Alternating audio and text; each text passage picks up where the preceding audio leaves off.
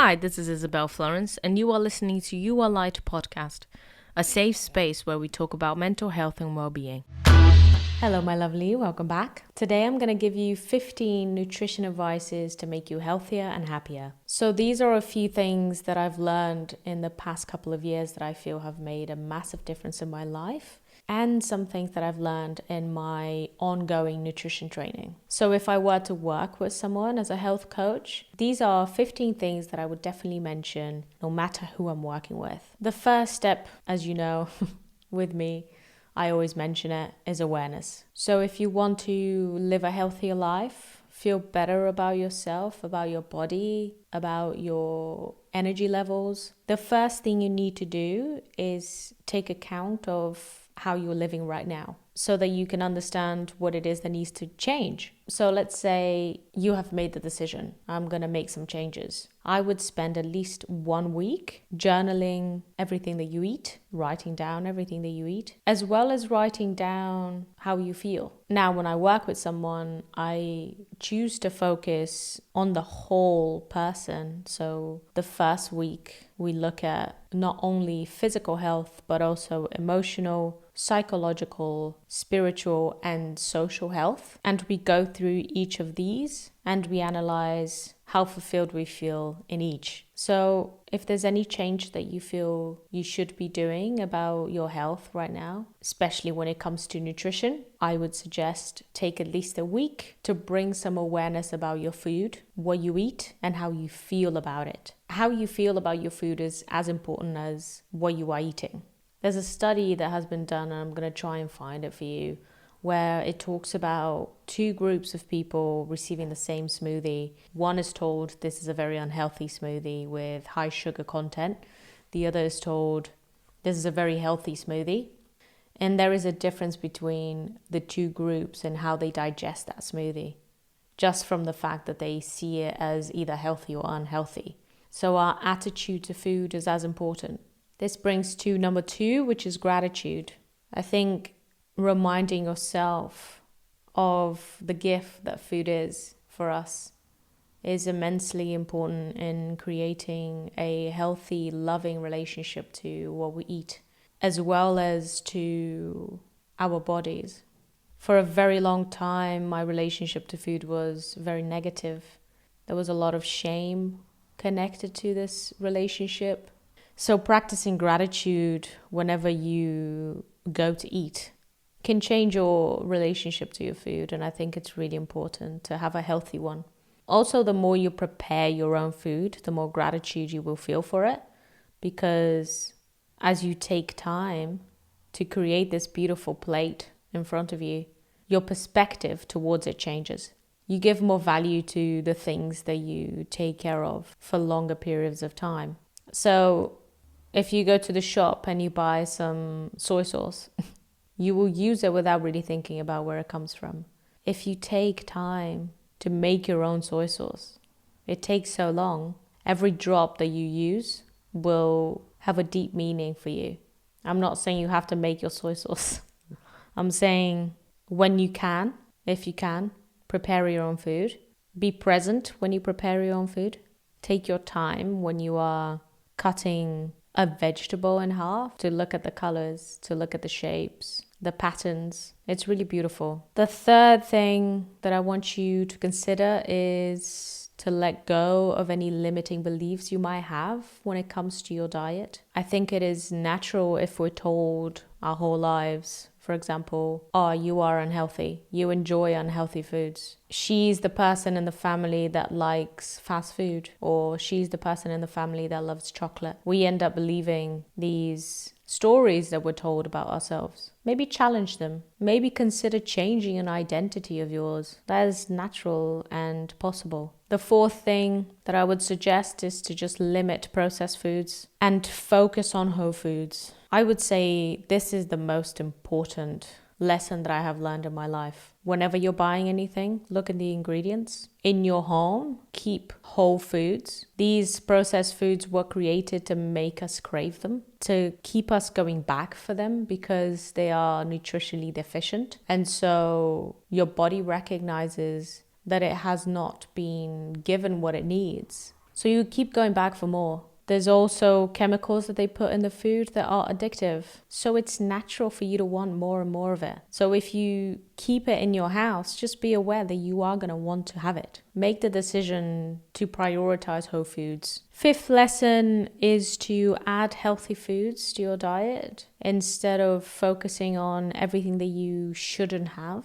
So instead of having this scarcity mindset of, I cannot have this, I cannot have that. First of all, change the language to I don't want to, because I don't want to put something like that in my body. And choose to focus on including whole foods that are delicious, that you love. Choose to focus on the things that you are being gifted. Choose to focus on the things that are giving pleasure in your life, as well as giving you more health. Sixth thing is you should include fermented foods in your diet. They are incredibly beneficial for the gut health. And by now we've learned that the gut health is at the center point of the production of serotonin, which is a happy chemical. 95% of serotonin is produced in the gut. There is a lot of benefits that come from having a healthy microbiome. And the best thing that you can do for your microbiome is to eat fermented foods. Sauerkraut, kimchi, miso paste, tempeh, yogurts, kefir, natto. You can make your own kombucha. And this connects to the thing that I said before. Focus on what to include rather than what you shouldn't be eating. Try to explore new foods that you haven't tried before that are healthy for you. Seventh thing that you should do is include more fiber in your diet. Most of us in the West are lacking in fiber, and it is incredibly beneficial for our gut health again. The blue zones in the planet all eat a lot of fiber. So remember to eat legumes, to eat your beans, to eat whole foods. Whenever you eat, don't eat fruit juices. Instead, eat the whole fruit with the fiber in it. The eighth suggestion is to include antioxidants in your diet. They are incredibly beneficial for inflammation, and inflammation is the precursor of most diseases. So enjoy berries, dark chocolate, citrus fruits, leafy greens. You can drink green tea. Again, trying to include more of these foods in your diet instead of focusing on the things that you can't eat, even though you are choosing not to. Ninth tip is to swap refined sugar with fruit. And if it needs to be dried fruit because it is sweeter, it is more concentrated, that's fine. Whenever you would add refined sugar to something, just swap it with dates. Again, as I said before, the fruit has fiber in it, so the sugar spike is not as intense. Sugar also affects your gut health immensely. It feeds bad bacteria and creates inflammation. So try not to eat refined sugar. Again, I'm not someone who condemns something and says I'm never going to eat it, because if I want to go out and have a date night and have dessert, then I will. But try to swap refined sugar as much as you can for natural sources, for fruit. Your taste buds will adapt. In the beginning, you might think that things are not as sweet as you would like, but believe me, they will become very sweet. The 10th thing that I would suggest is to watch your caffeine intake. I'm a coffee lover. I love coffee. I have it every day, but I try to limit it to only having it in the morning. If I'm going to have a coffee in the afternoon, I just swap it for decaf. Pretty simple, pretty easy. Still the same taste basically. So now I have become more sensitive to caffeine, and I am more aware of the influence on my nervous system. I get anxious if I have too many. So try to limit caffeine, and also try to limit alcohol. I have 2 episodes on alcohol. I think there's a lot of research being done that has made me more aware of its negative influence on my health. So I have decided to stop drinking. If someday I feel like I want to have a drink, I will. But for now, I don't feel like doing it. So I don't drink anymore. So I would suggest to just limit how much alcohol you drink and do your research. Again, it goes back to the first step, right? Is awareness. Just be aware of how much you're drinking coffee and alcohol and how these things affect your body and mind. The more aware you become of the effects, the negative effects of some things in your life, the more you will want to choose the healthier options. The 11th thing is to increase water consumption. Just drink more water. Dehydration is at the base of many issues, including fatigue, irritability, impaired cognitive function, increased stress levels. I have felt a very big difference when I started drinking 4 liters a day. Now I drink about 3 liters a day. But also my food is very high in water. So as well as hydration, when it comes to drinking more water, you can also look at your diet. What is the water content of your foods? So if you want to increase hydration through your diet, you can eat more watermelons, melons, strawberry, pineapple, oranges, bell pepper, celery, broccoli, cucumber, squash, lettuce, and most fruits and vegetables. So focus on drinking more water. If you struggle with drinking more water, focus on including more fruits and vegetables in your diet. The 12th tip that I have for you is to increase your omega-3 consumption. The ratio between omega-3 and omega-6 fatty acids has a huge impact on your mental health. There was a study that took people who were clinically depressed. They did a comparison of 1,000 milligrams of EPA, one of the elements that has a high concentration of omega-3, and compared it to 20 milligrams of fluoxetine, which is Prozac. Prozac really increases serotonin. They found that these two were equally effective in reducing depressive symptoms. That's insane, right? It is so amazing to understand the influence that the food we are eating has not only in our physical health, but in our mental health. A huge influence in how we feel about our lives, how we feel about ourselves, how we feel about those around us. We have a massive amount of power over our well-being. So include more omega-3s in your diet and you will literally become happier. It's amazing. The 13th suggestion I have is to let go of perfectionism when it comes to the foods that you eat. Yes, you want to be aware.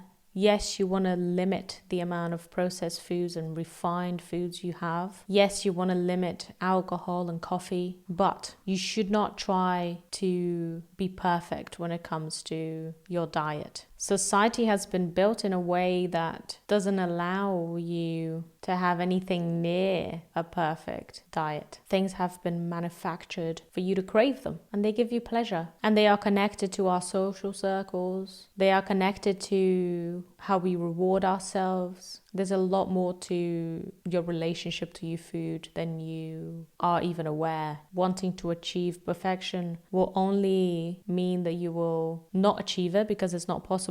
And then you will feel guilty for not having done so. And this is a very, very dangerous cycle to get onto. It's how yo-yo dieting starts and can continue for years and years. I have seen around me a lot of people that go through phases in their lives where everything is seamless. They tackle every part of their diet with a thirst for perfection, and it never lasts. It always means that you fall out of the wagon and then you eat the whole packet of crisps because you say, well, I fucked it now, so why not just finish it? It's a horrible cycle to be in, and I don't wish that on anyone. So focus on the beautiful, healthy foods that you can include in your diet and allow yourself to enjoy some pleasure now and again without judgment clouding your perception of the reality. Judgment for yourself for wanting it. It's normal to want it. The 14th tip that I would give you is to supplement when you need to. In the winter, if you live in a climate that doesn't have a lot of sunshine, you should supplement with vitamin D. If you're a vegan, you should supplement with B12. I have gone through the chapter of vitamins just now in my nutrition course, and they are so powerful. And there are so many issues that come from being deficient in specific vitamins. So if you're not very clear on whether you are or not, you can take a blood test, check how your blood is, and if you are deficient on anything, I would suggest to everyone to take a multivitamin. It gives you a peace of mind. If you are pregnant, you need to focus on folic acid and other vitamins that you will need. If, for example, you have a more stressful life, maybe you should supplement with vitamin C. There's a lot of benefits that we can get from supplements. You can even choose to supplement with a probiotic. This is not how you should focus on getting everything that you need. The focus should be on the diet and the things that you eat. It's always better to eat all your nutrients. But we have time in our lives where it's very difficult. So supplement when you need to. And the last tip that I would suggest is to look at everything else around in your life. If you are struggling with your relationship to food, there is a possibility that there is psychological aspects getting in the way of a healthy relationship to your food.